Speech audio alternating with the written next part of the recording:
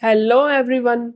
In today's video, I'm going to show you a basic but essential skill in Excel, multiplying numbers. While Excel offers several methods to multiply numbers, from simple to advanced, today we are sticking to the basics to keep it super accessible for everyone.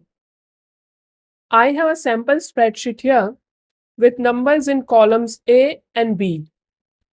We are going to multiply these numbers and display the results right in column C. To do that, I will click on cell C2.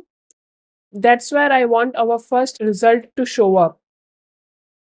Begin by typing the equals sign, which is our way of telling Excel that we are about to enter a formula. Then click on the cell that contains the first number to be multiplied. In our case, it is A2. After that, type the asterisk, the symbol for multiplication in Excel. Next, click on cell B2, which contains our multiplier. Press enter, and there you have it. The product of the numbers in cells A2 and B2 appears in C2.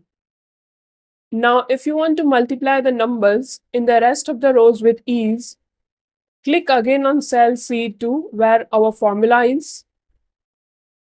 Hover over the bottom right corner of the cell until you see the fill handle, the cross symbol. Once it appears, click and drag it down through the rest of the rows. And that's it.